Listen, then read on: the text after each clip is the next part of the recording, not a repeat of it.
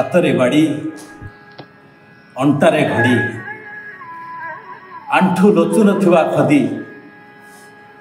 ଅର୍ଦ୍ଧ ପଙ୍ଗୁଳା ଦେହ ଆଖିରେ ଗୋଲ ଗୋଲ ଚଷମା ସମସ୍ତଙ୍କ ପ୍ରିୟ ବୋଲି ଶ୍ରଦ୍ଧାରେ ଡାକନ୍ତି ବାପୁ।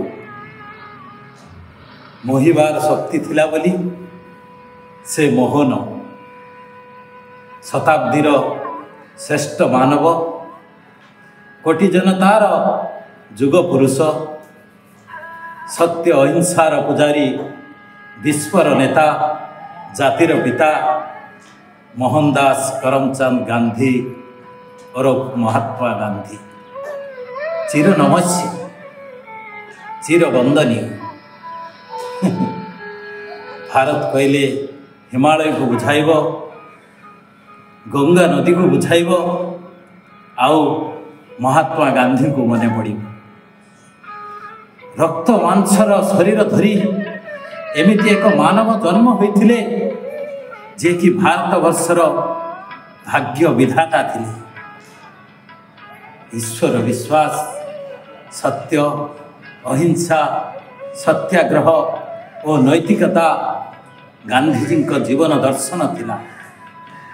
ସମାଜର ଚିରନ୍ତନ ସତ୍ୟକୁ ଅହିଂସାର ଗାଥାରେ ପ୍ରଚାର କରି ସେ ଥିଲେ ବିଶ୍ୱବନ୍ଦନୀୟ।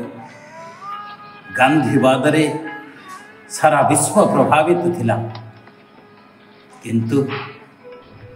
କିନ୍ତୁ ଗାନ୍ଧୀବାଦ ଆଜି କବର ତଳେ। ତାଙ୍କ ଆଦର୍ଶ ନୀତି ସବୁ ହଜି ହଜି ଯାଉଛି।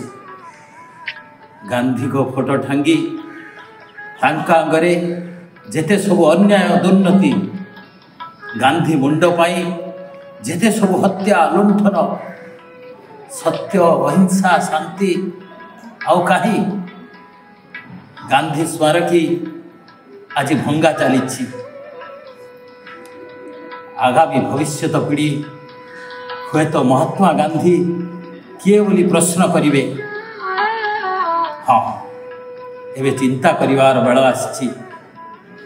ଗାନ୍ଧୀବାଦର ମହତ୍ତ୍ୱକୁ, ଗାନ୍ଧୀ ଆଦର୍ଶକୁ ବୁଝିବାର ଅଛି। ସତ୍ୟ ଅହିଂସାର ପଥ ଅନୁସରଣ କରିବାର ଅଛି। ଏକ ଉଜ୍ଜଳ ଭାରତବର୍ଷ ନିମନ୍ତେ ଏହା ହିଁ ହେବ ଗାନ୍ଧୀଜୀଙ୍କ ଜନ୍ମ ଦିବସରେ ଶ୍ରେଷ୍ଠ ଶ୍ରଦ୍ଧାଞ୍ଜଳି, ଶ୍ରେଷ୍ଠ ସମ୍ମାନ।